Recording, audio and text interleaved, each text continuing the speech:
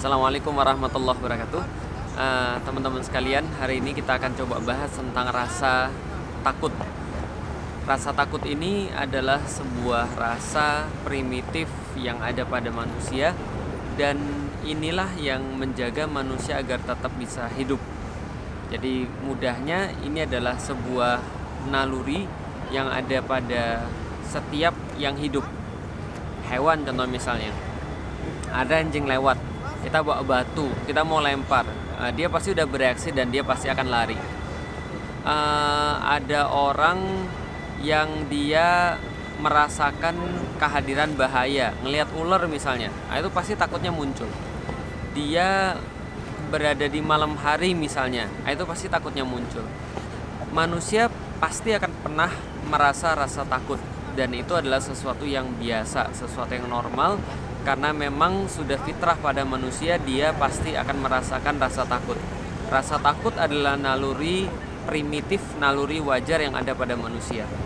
Karena itulah kalau kita bicara tentang motivasi, kalau kita sajikan pada manusia antara takut dan harapan, mereka biasanya lebih mudah dimotivasi dengan rasa takut. Contoh misalnya, kita tanya sama orang, oke, siapa yang bisa menjawab pertanyaan saya kasih uang 100.000 rupiah. Siapa yang mau? Oh saya. Lalu kita tambahkan syaratnya, tapi kalau salah, kamu yang bayar saya 100.000 rupiah. Oh nggak mau. Nah, itu contohnya. Artinya manusia itu kadang-kadang lebih mudah dimotivasi dengan rasa takut dibandingkan dengan harapan. Kalau manusia dikasih harapan belum tentu mau bergerak, tapi kalau dia dikasih rasa takut, dia biasanya mau bergerak. Makanya dikatakan juga ketika seseorang mau mengendalikan manusia, maka cara yang paling mudah mengendalikan manusia itu dengan rasa takut. Sebenarnya kita bisa mengendalikan apapun dengan rasa takut, termasuk binatang. Kalau kita bicara tentang rasa takut, inilah yang banyak menjadi jualannya para penguasa yang memang tidak sayang kepada rakyatnya, tidak sayang pada yang dikuasainya. Maka kalau itu yang terjadi, mereka akan menggunakan rasa takut untuk menguasai manusia. Misal, perbudakan itu menguasai dengan rasa takut.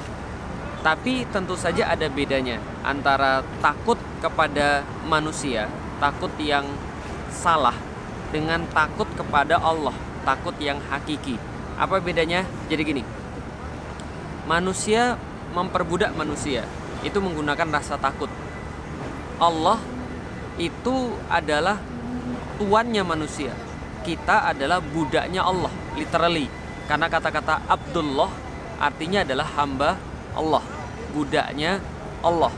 Tapi beda, kita pun menaati Allah bisa jadi karena rasa takut. Karena Allah mention berkali-kali neraka di dalam Al-Quran, agar kita merasa takut, agar kita merasa khawatir terhadap Al-Quran. Allah mention berkali-kali tentang azabnya, agar kita merasa takut. Tapi ada bedanya. Apa bedanya? Takut pada Allah ini sesuatu yang lazim, sesuatu yang wajar. Kenapa? Karena Allah yang maha menguasai, Allah yang maha memiliki hari pembalasan. Maka takut kepada Allah adalah sesuatu yang sangat-sangat wajar sekali. Tapi takut kepada manusia ini sesuatu yang sangat tidak wajar. Apa bedanya? Takut sama manusia atau takut pada selain Allah akan membawa kita untuk menjauhi sesuatu itu. Kita takut anjing, kita jauh-jauh dari anjing. Kita takut singa, kita jauh-jauh dari singa. Kita takut Allah, justru kita akan mendekat pada Allah. Itu bedanya. Nah, tapi balik lagi, ketika kita berbicara tentang rasa takut, maka metode termudah untuk menguasai manusia adalah dengan rasa takut. Maka jualan yang akan paling berpengaruh kepada manusia, apalagi di masa-masa ketika ada politik praktis, ingin dipilih, jualan apa yang paling akan laku? Jualan rasa takut. Ini yang dilakukan di zaman sekarang. Ketika ada orang yang pengen dipilih lagi, dia tidak punya kemampuan, dia tidak punya skill, gak ada yang dibanggakan, maka yang dijual adalah pasti rasa takut. Gak usah bicara sekarang dulu deh, kita bicara dulu-dulu.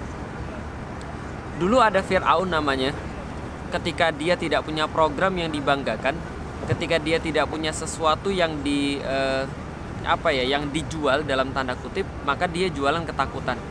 Ketika Musa datang kepada dia, lalu kemudian menyampaikan bahwa dia adalah utusan Allah untuk membawa Bani Israel, berbicara kepada Fir'aun, maka Fir'aun menghina Musa. Fir'aun membuli Musa.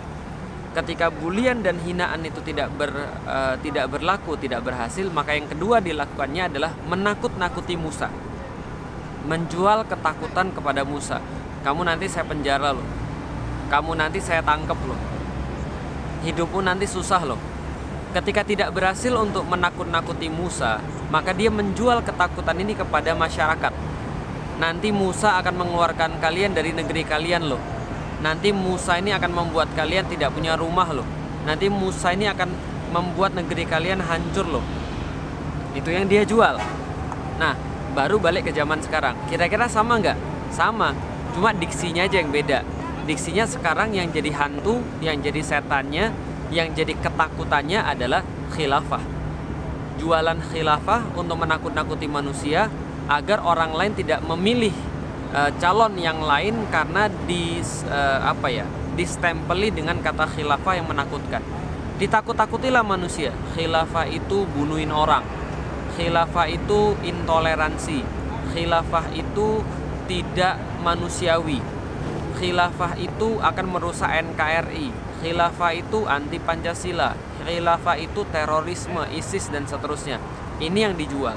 Sehingga menakut-nakuti manusia, sehingga seolah-olah dia kelihatan hebat, padahal dia nggak punya prestasi sama sekali. Ini namanya jualan ketakutan, jualan fear, gitu kan ya. Padahal kalau kita bicara lagi tentang ketakutan, ada yang lucu lagi. Lihat ya, takut yang tidak hakiki, takut yang hakiki. Kalau takut yang hakiki kepada Allah, takut kepada Allah justru diperoleh dengan ilmu. Tapi sebaliknya, ketakutan terhadap sesuatu yang tidak hakiki itu justru karena kurang ilmu dan kurang pengetahuan. Ingat, ada seorang bijak yang berkata, ketakutan itu adalah akumulasi daripada kekurangtahuan.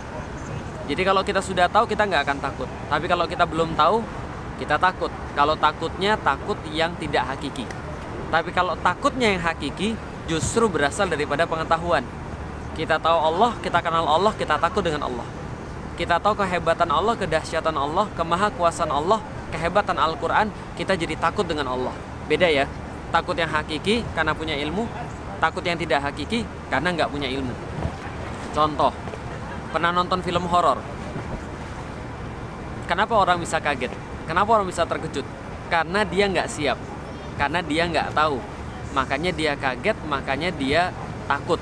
Tapi kalau dia sudah nonton sekali dan nonton sekali lagi, dia nggak akan takut, dia nggak akan bermasalah. Kenapa? Dia udah tahu, oh di sini keluar setannya nih, oh keluarnya dari sini nih. Dia nggak takut lagi karena dia sudah hafal tempat-tempatnya. Maka takut itu kalau dia nggak tahu, itu kalau takutnya dalam perkara-perkara yang tidak hakiki. Nah, balik lagi ke masalah khilafah. Kenapa banyak orang yang takut dengan khilafah? Karena misinformasi, karena hoax yang diberikan. Di situ kita sampaikan bahwa justru penguasa yang sekarang ini adalah pemberi hoax yang paling besar. Kenapa? Karena khilafah itu distigmatisasi negatif. Aktivis-aktivis Islam itu dimonsterisasi, dilabelisasi negatif. Ulama-ulama dicitrakan buruk. Nah ini namanya. Karena ketidaktahuan orang jadi takut dengan ulama, orang jadi takut dengan pergerakan Islam, orang menjadi takut dengan dakwah Islam, takut dengan khilafah. Padahal kenapa harus takut?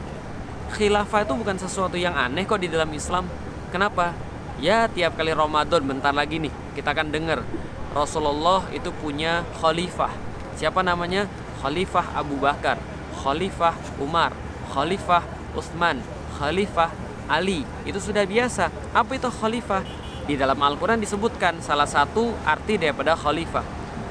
Wa idz qala rabbuka lil malaikati inni ja'ilun fil ardi khalifah. Dan ingatlah ketika Allah berfirman kepada malaikat bahwa Allah akan menjadikan di atas muka bumi khalifah, yaitu adalah pengelola, penggantinya Allah, wakilnya Allah di muka bumi ini. Maka khalifah adalah kalau di dalam arti politik, yaitu adalah penggantinya Rasulullah Shallallahu Alaihi Wasallam dalam mengurus urusan dunia. Maka Rasulullah ketika wafat, siapa yang ngurusin umat muslim? Semuanya, seluruh dunia, Abu Bakar. Siapa yang ngurusin kaum muslimin pasca wafatnya Abu Bakar? Khalifah Umar.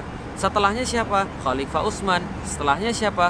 Khalifah Ali. Dan terus menerus kemudian ini terjadi sampai Khilafah Utsmani runtuh pada tahun 1924. Itu sesuatu yang biasa dalam sejarah. Kajian sejarah ada, orang-orang barat juga membahasnya, orang-orang yang bukan barat juga membahasnya. Dan pertanyaannya adalah, coba Anda lihat, sejarah khilafah itu lebih banyak yang mengerikan atau lebih banyak yang justru membahagiakan, membanggakan, hebat, keren gitu loh maksudnya. Kapan masa-masa ketika Islam tuh memimpin dunia? Masa khilafah. Kapan masa-masa Islam tuh ketika menerangi dunia dengan ilmu pengetahuan? Masa khilafah. Kapan penaklukan Konstantinopel? Masa khilafah. Kenapa harus takut dengan khilafah? Anda takut karena Anda nggak tahu, atau Anda sengaja membuat orang nggak tahu. Anda sengaja menyebar hoax sehingga orang takut dengan khilafah. Kenapa takut dengan khilafah? Khilafah ini adalah, gampangnya begini, nggak usah bahas yang jauh-jauh deh. Al-Quran, As-Sunnah, salah atau benar? Ya pasti benar lah kalau Muslim, itu kan ya. Kecuali kalau bukan Muslim, pastilah kita suka dengan Al-Quran, pastilah kita suka dengan Sunnah. Khilafah itu adalah penerapan Quran dan Sunnah, gampangnya gitu aja. Jadi penerapan syariat Allah, penerapan Al-Quran, As-Sunnah dalam kehidupan, itulah khilafah. Mudah banget gitu loh maksudnya. Jadi kenapa takut? Orang takut karena orang nggak ngerti.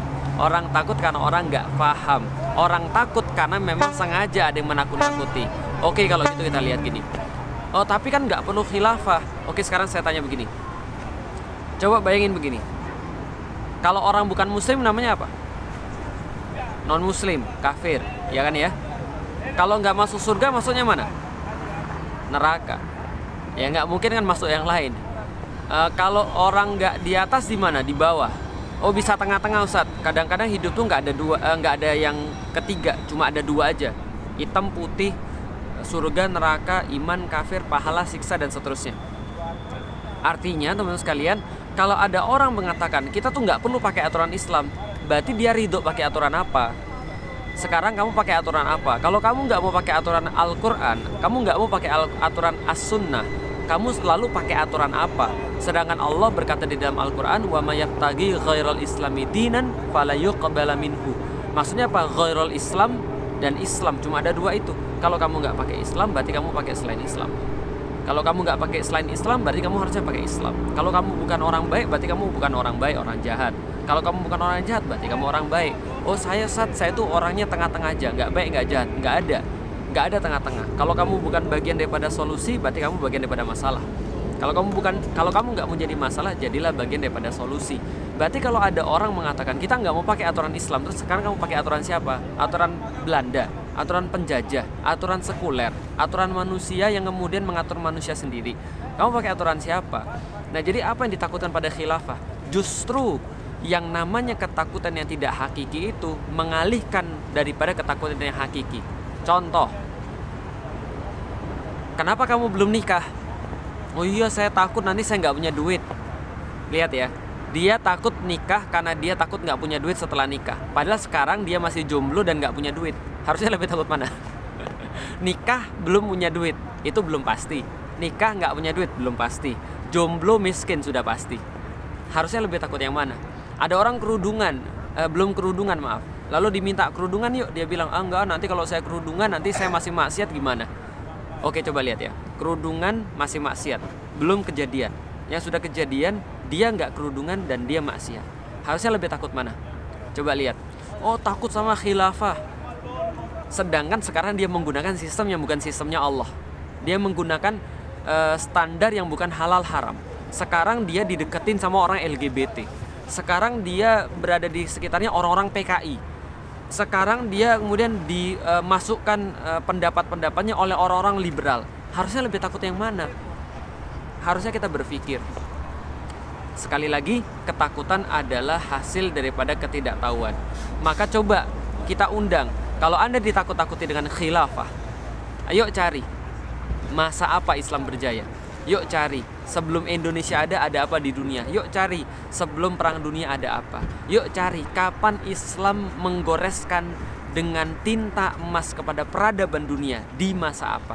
Di masa Islam diterapkan, di masa khilafah.